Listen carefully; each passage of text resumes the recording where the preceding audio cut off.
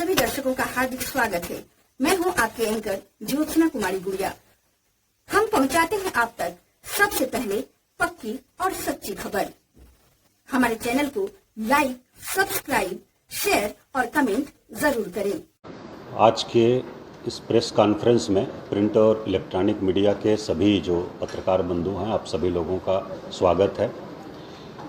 हम लोगों ने जो घटना हुई थी 13 तारीख को भारतीय जनता पार्टी के प्रोसेशन के दौरान, उस संबंध में हमने एक जांच रिपोर्ट मांगा था अपर जिला दंडाधिकारी विधि व्यवस्था और एसपी सेंट्रल जो है उनसे। तो वो एक तो जांच रिपोर्ट हम लोगों को प्रारंभिक आ गई है और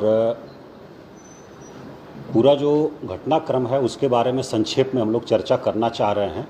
और बहुत लोग आप लोगों में से इंडिविजुअल फ़ोन कर करके कुछ प्रश्न पूछ रहे थे, इसलिए हम लोगों ने सोचा कि इसको आपके साथ बैठक करके हम लोग बैठ करके डिस्कस कर लें। कोई मन में प्रश्न है तो उसको भी हम लोग स्पष्ट कर दें। तो जो घटनाक्रम है उसमें यह है कि 13 तारीख को गांधी मैदान में सभा करने के लिए अनुमति ली गई थी भारतीय जनता पार्टी के द्वारा, और उसके बाद पोस्टर, बैनर इत्यादि के माध्यम से हम लोगों ने देखा था कि विधानसभा मार्च की भी तैयारी की गई है। और एक आवेदन भी उन लोगों ने दिया था अनुमंडल पदाधिकारी के यहाँ कि विधानसभा मार्च किया जाएगा, तो उसकी अनुमति उस पर कोई लिखित रूप में नहीं दी गई थी। और गांधी मैदान में जो सभा हुई उसकी अनुमति प्रॉपर थी, उसकी बुकिंग थी गांधी मैदान की।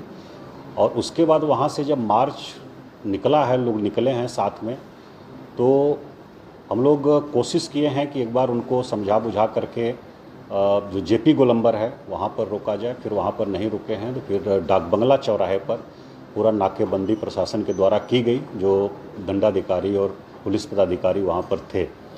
तो ये एक परंपरा रही है कि हम लोग डाक बंगला चौराहा से आगे कोई भी जुलूस या प्रदर्शन नहीं जाने देते हैं। मैक्सिमम लिमिट वही है हम लोगों की। और धरना प्रदर्शन के लिए गर्दनी बाग में स्थल निर्धारित है, और अगर अनुमति ली गई है तो गांधी मैदान में भी किया जा सकता है।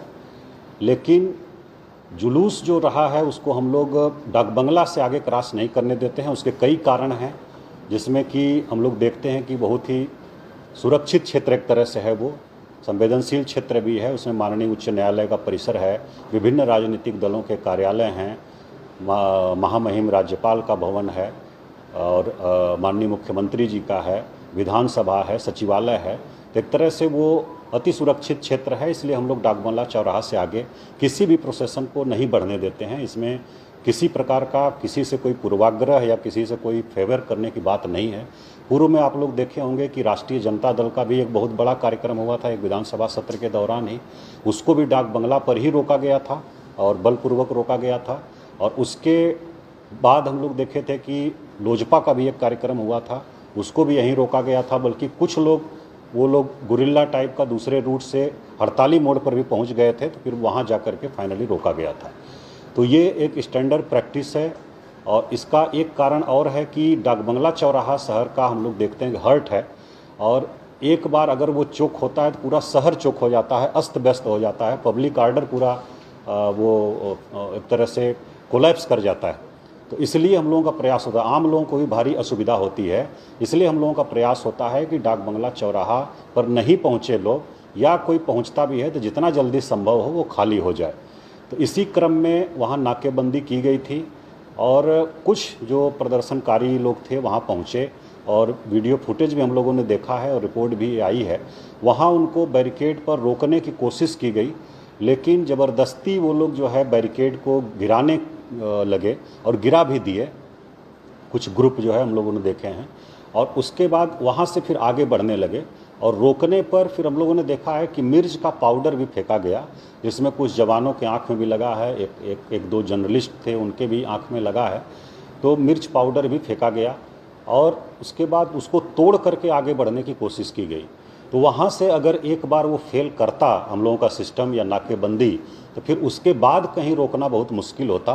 फिर उसके बाद विधानसभा भी चूँकि सत्र में है, और काफ़ी भीड़ वहाँ तक अगर पहुँच जाती तो एक प्रकार से प्रशासन की विफलता होती। हम लोग ये रिस्क नहीं ले सकते थे, इसलिए वहाँ रोका गया। और उसके बाद पहले वाटर कैनन चलाया गया, पानी की बौछार उससे पीछे किया गया, और उसके बाद आंसू गैस के गोले भी छोड़े गए। फिर भी नहीं मानने पर और वो बैरिकेड गिरा करके और आगे जाने का प्रयास किया गया, उसमें फिर हल्का बल प्रयोग हुआ और उसके बाद कुछ लोग दोनों तरफ से घायल हुए हैं। पुलिस की तरफ से भी कुछ लोग घायल हुए हैं, कुछ जो जुलूस में प्रदर्शनकारी लोग थे वो लोग भी घायल हुए हैं। तो ये एक पहलू है और इसमें जो स्थिति थी यही है जिसको हम लोगों ने स्पष्ट किया है और डाक बंगला से आगे हम लोग किसी को नहीं अलाउ करते हैं, कभी नहीं करते हैं और भविष्य में भी नहीं करेंगे। ये बहुत क्लियर है। अब इसमें कोई किसी भी प्रकार का पूर्वाग्रह नहीं है, बहुत ही स्पष्ट है। पहले से हम लोगों का स्टैंडर्ड प्रोसीजर है ये, उसको हम लोग फॉलो करते हैं।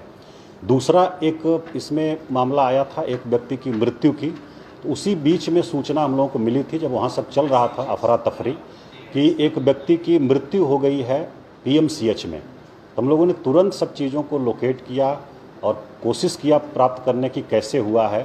तो उसमें जो हम लोगों को सूचना, पहली सूचना मिली कि कोई चोट उनको नहीं है शरीर पर, खरोंच तक नहीं है, ये सूचना हम लोगों को मिली। तो ये हम लोगों को लगा कि लाठी चार्ज में वो घायल नहीं हुए होंगे, अन्यथा कहीं ना कहीं चोट जरूर रहती। ये एक हम लोगों को सूचना मिली थी। दूसरा फिर इंक्वेस्ट उनका कराया गया। इंक्वेस्ट में भी आया कि कहीं से कोई खरोंच नहीं है, कपड़ा भी उनका इंटैक्ट है और बाकी सब चीज़ें ठीक हैं। फिर हम लोगों ने पता किया तो उनके साथ में जो एक थे चंद्रवंशी जी, उन्होंने बताया कि वो लोग अभी वहाँ पहुँच भी नहीं पाए थे, वो गांधी मैदान से जा रहे थे, पहुँच भी नहीं पाए थे। तब तक वहाँ पर अफरा तफरी हुई, पता चला कि लाठी चार्ज हो गया है, सब लोग भाग रहे थे इधर उधर। तो वो लोग फिर लौट गए और लौट गए उसी क्रम में वो बोल रहे हैं कि अचानक वो बेहोश होकर के गिर गए, साथ में ही थे। फिर उनको जो है कुछ लोग वहाँ पंप करके कोशिश भी किया, फिर तुरंत रिक्शा पर एक बैठा करके तारा हॉस्पिटल है, प्राइवेट हॉस्पिटल, 5-6 मिनट की दूरी पर था, वहाँ लोग लेकर के गए। और उसके बाद 112 पर भी लोगों ने बताया कि फ़ोन किया था, वो भी गाड़ी पहुँची थी। फिर वहाँ से हॉस्पिटल ने 5-7 मिनट के अंदर ही उनको एम्बुलेंस में करके रेफ़र कर दिया और भेज दिया PMCH में। PMCH में उनकी दुखद मृत्यु हो गई। तो मृत्यु किसी भी कारण से हो, किसी की भी हो, वो बहुत दुखद है और हम लोगों की पूरी संवेदना जो है वो परिवार के साथ है।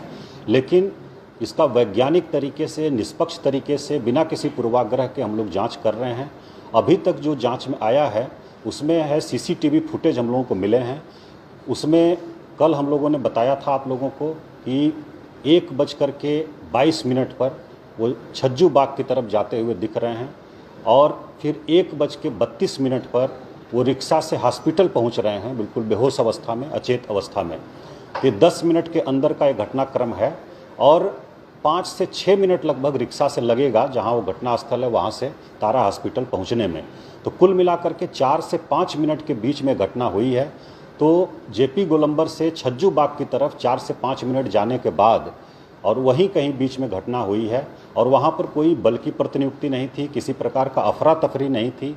तो ये बहुत स्पष्ट है कि लाठी चार्ज से नहीं हुआ है। ये हम लोग जो CCTV और उनका लोकेशन जो देख करके इसमें आश्वस्त हैं और उनके बॉडी पर कोई निशान नहीं है किसी चोट का बाहरी। तो ये हम लोग आश्वस्त हैं कि लाठी चार्ज से नहीं हुआ है। लाठी चार्ज वाले स्थल पर वो पहुँचे ही नहीं थे अभी तक की जो हम लोगों की जांच है और जो CCTV फुटेज वगैरह हम लोगों को उपलब्ध हैं। एक और CCTV फुटेज आज मिला है हम लोगों को जो 1:19 पर वो JP गोलंबर पर दिख रहे हैं और कल हम लोगों ने जो प्राइवेट वो निकाला था उसमें वो 1:22 पर दिखे थे और आगे थोड़ा बढ़ के छज्जू बाग में आज 1:19 पर वो JP गोलंबर के पास दिख रहे हैं। जो लाठीचार्ज की घटना हुई थी वो डाक बंगला चौराहा पर 12:55 के आसपास हुई थी और 2-4-5 मिनट तक अफरा तफरी रही। तो मोटा मोटी 1 बजे के आसपास डाक बंगला वाला जो पूरा घटनाक्रम है वो है और हम लोगों को ये पूरी स्वस्थ स्थिति में आराम से बात करते हुए, चलते हुए दिख रहे हैं और छज्जू बाग की तरफ जा रहे हैं। 1:19 से और 1:22 पर भी दिख रहे हैं और उसके बाद फिर 1:32 पर हॉस्पिटल में दिख रहे हैं, रिक्शे पर लोग लिए हुए उनको पहुंच रहे हैं। तो ये पूरा घटनाक्रम है। शरीर पर कहीं चोट का निशान नहीं है, इसलिए हम लोग ये आश्वस्त हैं कि लाठी चार्ज से ऐसा नहीं हुआ है। कारण कुछ दूसरा है जो भी है, चाहे हार्ट अटैक का हो या अन्य कोई कारण हो, कोलैप्स हो गए हैं जैसा बता रहे हैं। किस कारण से हुए हैं ये पोस्टमार्टम रिपोर्ट आने के बाद ही स्पष्ट होगा। पोस्टमार्टम रिपोर्ट के लिए हम लोगों ने संपर्क किया था पीएमसीएच में, लेकिन अभी उन लोगों ने ओपिनियन रिजर्व किया है अपना, और उनका ये कहना है कि हम लोग फर्दर उसको इन्वेस्टिगेट कर रहे हैं और जांच के लिए हम लोगों ने दिया है। हार्ट का एक जांच होती है, उसके लिए उन्होंने दिया है पैथोलॉजी में, और 3 से 4 दिन लगता है उसमें रिपोर्ट आने में। तो उनका कहना है, पीएमसीएच के जो मेडिकल बोर्ड है उसका कहना है कि वो रिपोर्ट आने के बाद ही हम लोग कोई ओपिनियन इस पर दे सकते हैं। तो अभी तक की यही स्थिति है। पोस्टमार्टम रिपोर्ट में अगर कुछ फाइंडिंग भी है तो उस पर हम लोग कमेंट अभी नहीं कर सकते हैं कुछ, क्योंकि वो एक्सपर्ट का डोमेन है और डॉक्टर एक्सपर्ट जो हैं वही उस पर कमेंट कर सकते हैं। और पूरी तरह से पारदर्शिता इसमें अपनाई गई। सबसे पहले तो हमने ये आदेश दिया कि पोस्टमार्टम जो होगा वो मेडिकल बोर्ड के माध्यम से होगा, मेडिकल बोर्ड करेगा। दूसरा हमने कहा कि उसकी वीडियोग्राफी प्रॉपर कराई जाएगी, और उसकी अन्य प्रकार की कोई फर्दर जांच है तो उसको भी वो लोग कराएं। ये हम लोग शुरू से ही सुनिश्चित किए और इसको हम लोगों ने करवाया है। जो इन्क्वेस्ट हुआ है वो भी मजिस्ट्रेट के द्वारा किया गया है, मजिस्ट्रेट और पुलिस पदाधिकारी लोगों की उपस्थिति में, और उसकी भी वीडियोग्राफी पूरी कराई गई है। कहीं भी कोई बाहरी चोट का निशान नहीं है। तो हम लोगों के स्तर पर अभी तक ये इतनी जानकारी उपलब्ध है, और इसमें उनकी मृत्यु लाठीचार्ज से नहीं हुई है, ये बहुत ही स्पष्ट है। बाकी कारण पोस्टमार्टम रिपोर्ट का जो ओपिनियन है वो आ जाएगा तो हम लोग आपको बताएंगे।